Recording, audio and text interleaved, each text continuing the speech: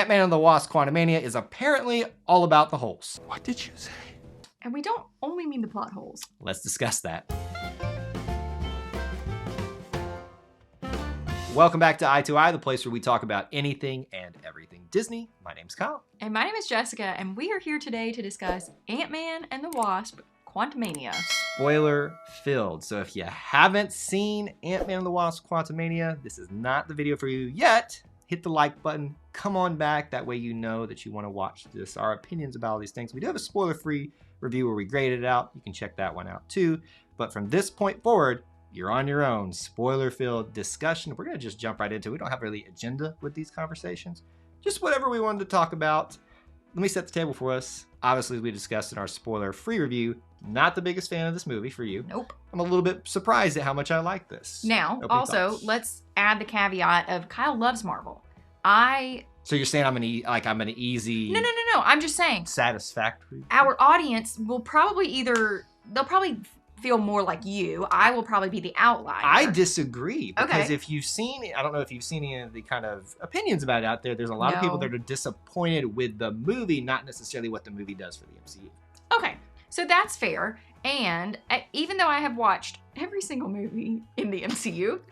But not the series, though. So you're a little disconnected from some I think threads. that's it. Maybe I'm disconnected there. And I don't have the best memory about movies that don't kind of like hit me in the heart. Mm-hmm. So even though I've seen them, there are a lot of Easter eggs. Like Wakanda, like Guardians, they hit you in the feels. Oh yeah, I can remember much more about Guardians and Black Panther and Wakanda No, that makes forever sense. than I do about these. So I was lost for a lot of the movie. Right.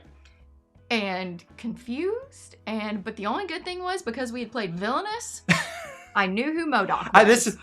I know this is the weirdest place to start for this, but we got to talk about this. Like the fact that she like flat out admitted, it's like, I know who that is. That's MODOK. And I'm like, how on earth do you, the person who doesn't invest in this all that much outside of our channel, know who MODOK is? Like, what happened? So we got the... I didn't know Kang. I didn't know Ant-Man and the Wasp before these movies, the but I knew Villainous MODOK. board games behind us. You can play as MODOK in, and I was like, wow, I'm just like, I don't know if I've ever been more attracted to you at this point. Like 11 years of marriage, and here we are. I'm not even a huge MODOK fan. I barely know anything about the dude, but just the fact that she knew it was crazy. So I'll be honest. Let me talk about MODOK for a second, because when I saw he was going to be included in this movie in the trailer, I was like, well, how are they going to work that in without making it feel forced? Right. But the fact that they changed his story to it was Darren from the first film, Yellow Jacket. Oh, that's not who it was supposed to be originally. So it's like, I don't even remember the guy's name. You guys can chat it up in the comments right now. Chat it up. We don't know. We're not that well versed in all this, but I know it's a different person. Okay. Different way he became MODOK a little bit. But I liked how they integrated, because when Ant-Man 1 happened and Darren got killed or sucked in, as we now know, the quantum realm, I was like, well, dadgum, I was hoping they were going to keep him around for a while. And they did. It was a slow burn. He came back as this character and as a villain, but maybe a little too quickly redeemed him, I think. You know, it was a little, he does obviously die at the end. It was a very, a very Paul Rudd way of someone dying where they're cracking jokes as he's taking his last breath. It kind of took me out of it a little bit. But also I didn't really want him to turn good or have a solemn death. And also, here's the thing about Marvel that spoiled me. There have been so many deaths in Marvel that didn't stick. I just don't believe that he's dead. He's coming back. We saw the body though. If you that is a thing that y'all talk about. If you see the body That's and true. they're dead, they're pretty much dead. Now in a you multiverse, know what they're gonna say? No, he was still breathing. You just couldn't see it because he was wearing that weird face thing. It's even easier. Or than that. it's gonna be like Darth Vader or something. You know how he came back and he should have been dead. I was going to give you the much easier out. It's a multiverse now, so they can bring a different version of him in, which is the easiest thing. So right there, then and there, for people like Jessica who don't like to invest in all of the MCU. Just the TV shows, all that stuff. It's going to be real hard for you to connect with a story about a multiverse when you're not now investing in all the MCU movies. But even now, all the Marvel movies that have ever been made. Right. Because they're all fair game. This felt so... Okay, so I went into it thinking this is going to be like Doctor Strange multiverse thing. Right. You know, where you got the pew-pew and all that like stuff, and then there's this universe and this universe. I'm still on pew-pew. Well, I'm That's just mixing Star Wars. Star Wars and... You've been doing Star Wars references all shows so far. Well, because I feel like, okay, this is a multiverse. Isn't Star Wars within the multiverse? Nah, well, I guess I can't rule it out. Anywho, what I'm saying is, I expected it to be like that. And so then we went into Quantumania, and there was only that one realm. I was expecting that we were going to go into multiverses, like... We kind of did in the sense that... as much as I thought. In the sense that the quantum realm was kind of like an aggregation point for all of these different people. I know most of those characters, those creatures, we live there, but I'm sure some of them have come there over time. But do you see what I mean? Like, it just felt like, oh, this is just their planet. Yeah. Or where they live, and Kang is just stuck here. Something just popped in my head. This is kind of how we do these videos. Chaos. Kids, cover your ears for a second. Can we just address the fact that Janet and Hank Pym admitted openly, and not surprising, while they were separated for decades from each other, Did they each other lovers? Yes, they dated others. We'll put it that way, and it just was right out there. Like it was. Also, though, they were apart for 30 years. I'm not. Did we really expect? I am not and saying. She lived in a different realm. Demi, I'm just saying. I was like, oh, we're just putting it out there. Like it wasn't even just like a passing. It was like, because when they started talking about the character Lord Krylar, who was Bill Murray, that's which took me out of the story. Which it was when they bring these big characters in, or these big actors in, and they do them for these little small roles. Sometimes it works really well. It did not work. Okay, so we talked about it in the car after the movie. It worked better for Kurt Russell, in our opinion, in Guardians. I don't think that's a good one because Kurt Russell was the big villain, and we talked about that in the car. I know, but you don't associate Kurt Russell with being a villain. I associate Kurt Russell with that movie Overboard or Christmas Chronicles or whatever. That's what you associate, not Fast and the Furious, that's not what I associate. Miracle, the greatest ice hockey. I've never seen it. That's a reference to something else on our channel from a long time ago. But, the Bill Murray thing for me was fine. I wanted a little more out of it. It could have been anybody. It didn't have to be Bill Murray. Perfect example is, wow, Kyle, why am I blanking on his name? It's the Collector's brother, the Grandmaster from Thor Ragnarok. Gosh, what's his name? Oh, no. Y'all from Jurassic Park. I'm blanking on that movie. It doesn't matter. Y'all are screaming at me right now in the comments. Anyway, they have given him a big role, but they don't have to use him a whole lot and can kind of bring him in small pieces. So that's all they've done. But he's still around. He's still out there. We just brought Bill Murray in and was like, we're done. Yeah. I liked that they kept the humor of the other ones. I did not feel like they did. Really? No, there were like two things that I maybe gave a slight chuckle to.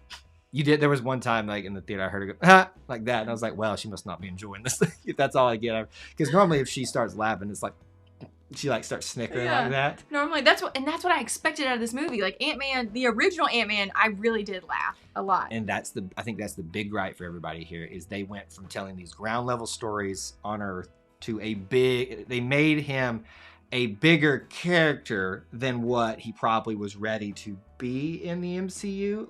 Think of Eternals. So Eternals did not do well because they tried to do an Avengers level story without giving you the detail, the time to get to know, to love all those individual characters. And it's like they kind of did that with this. Like we got to know Scott Lang, we got to know Ant-Man, but on this surface level, and it was like, no, you're this bigger reason for everything. And now you're trying to save your daughter and save Hope and Janet and blah, blah, blah. Like, you're putting too much pressure on this one, literally little dude, an ant, and it was just... And it just, that didn't work. That was, I thought it worked better than I thought it could, but there was just some things about that I can understand why. I stand by my statement that I said in the spoiler-free. He's no longer Ant-Man, he's Cant-Man. Wow. What about Cassie Lang, who's now the third different actress who's played her? Yeah. And I mean, granted, I thought she did a good job. I love that actress. She did a good job. I thought she did a great job. I believed her. I believed that she was his daughter. I believed that she was scared. I believed that she was like this really powerful, person. I don't know, person in a suit. Like, it was a little quick for me for her to become so proficient at being an ant woman. Well, I think if they had, at the very beginning, we see that she was in jail because she like shrunk a cop car, and she was trying to help the homeless people. I think if they had flushed out that story a little more, where we saw with her friends, she's using this suit more often. And what they said was, if you remember, they said that during the 5 years you're gone, what else was I supposed to do? And it's Correct. like, that is But it was so quick that they said it. It is, and it's true, and it works, but for some reason when you're watching, it's kind of like you realize at one point, it's like, how did we get to the point where you're so... And they kind of played it up, like where he's trying to teach her, and I did actually like that movie. It was like jump, jump, hit, something like that. Yeah. And whatever it was, jump press, or I don't know how it worked, but that I like. So they tried to make that work and acknowledge she's not a pro at this, but it just kind of felt like a little too much early for that. And it felt really quick when we went into the quantum realm. Mm-hmm. It felt like if they'd flushed out the first 10 minutes of the movie are the only parts on Earth. It was like we're gonna tell the traditional Ant-Man story. Oh, we're in the quantum realm. Yeah, I wish they had expanded that a little bit, so we knew like why Cassie, a little bit more about why she was making this, why she wanted to connect with the quantum realm. Because basically Janet was like, no, you don't want to do that. Bam, you're down there. I got a way where you could have fixed that. You could have had them all standing there, but then let's say Cassie and Ant-Man get sucked down by themselves first, and they go in to save. Yes. And I think there was elements of that they could have worked at, and that would have kind of separated the groups a little bit more and let them tell the individual stories, like them on Earth trying to get back down into there, even though she didn't want to be there. But then you wouldn't be able to tell the story with Kang and Janet. Now, I did like that because Janet Van Dyne, the original Wasp, who we've gotten to know, the other Wasp and Hope, you know, I felt like that gave her more importance to the history of MCU now. Yeah. Which Hank already had as the founder of Pym Industries. Okay, Pym that's Particles. fair. That's fair. She needed some value. But I also liked, personally, Jonathan Majors as Kang and as the different versions. I thought as an actor he did a great job. Yes. With what he was given, I believed him. I believed his heart. I believed everything about his character. He's good and evil at the same time. It's very Thanos-like, you know. It's like absolutely. You kind of start feeling bad for him. I don't know if I wouldn't feel bad for him, but there was a moment where I was like, he really does need to get out of here. And Janet didn't even help him. And then... But he's going to destroy trillions, as she said. And so what's the greater good there? I mean, no, I agree with her choice. But I'm just saying. Doesn't sound like you do. It just there was a moment. That's what I'm saying. Like, as an actor, he did a great job. Yes. No, I think the plot... I think they cast this really well, especially with the different versions of Kang that are out there now, obviously. Okay. Because they each got their own cadence of talking, their own... personalities, like when so we're talking about the post-credit scenes now. Okay. That first post-credit scene where it's called the Council of the Kangs. They're all there gathered together. Yeah, that was interesting. It was interesting, and you see like some that are acting crazy, some that are acting stoic, some that are just happy to be there, some that are not happy to be there. Just the way he has to play all these different versions of me, as he says. He always says me weird to me. And I thought that is outstanding. And I'm excited because I knew this was coming, that we were going to get all these different versions of Kang. Immortus was the tall hat guy. And then we were debating on who the other guy was, either Scarlet Centurion or Iron Lad, or the other one was Ramatut, the Egyptian garb one that I know that means nothing to you. No, you just. How bad did that throw you off when you saw that at the end? I was just like, oh well, another thing in Marvel I don't understand. So basically, we all know what's coming here. They're all coming for the Avengers. It's just like the Avengers meddling and everything, and it creates. It's what Vision said. I don't know if you remember this. Vision said, "Power invites challenge," or it was some way of that. That's a good little quote. When they came onto the scene, it invites challenge, and so it's like. They're an attractor. They're always drawing these. So are the Avengers really the heroes? Think about it that way. Right. That's actually a good point because... Okay. Anywho, think about it that way. Talk about that. And the other post-credit scene was kind of, just what it is. Loki was there. Loki was Owen there. Wilson was there. It's what a normal second... Is Owen Wilson a Marvel character? Yes, he is. You haven't watched the Loki series. Okay, so he's in that. Those two are the main characters. His name is Mobius. So it's Mobius and Loki in that series. They are basically hopping through time and fixing things and breaking things, and now they've broken some things. Maybe I would like Loki then. I really think you would. It's confusing for you, but I think you would really like the series. So we talked about Scott, a little bit about the Van Dynes and Pyms. We talked about Cassie. We talked about Kang a little bit. Anything else from this movie that you can think of that we haven't hit, that you did or did not like, or some things that you wanted to address? No. Other than you just didn't hit it? It just wasn't for me. Yeah. But I think that's okay. We all have our opinions. I understand that. Some of them stink, like Jessica's. I'm kidding. Mine probably stink. I feel like there's going to be at least one person. I seriously think the majority of people out there probably agree more with you than they do with me. We'll see. I don't know. Let us know down there in the comments section below. We'd love for you to continue the conversation with us. If we got anything, if we missed anything, if there's big points that you'd like to discuss more down there, obviously it's fair game because we've been discussing spoilers here throughout. I'm excited for the future of the MCU, even if the Ant-Man movie was a little bit... Can't-Man. Apparently Can't-Man, but obviously continue that conversation down there. What else should they do? If you haven't already, please consider subscribing to our channel and turning on that notification bell so you don't miss any of our content. That's it for this edition of Eye to Eye. Until we assemble again. May the Force be with you. And we'll see you real soon. Bye, guys.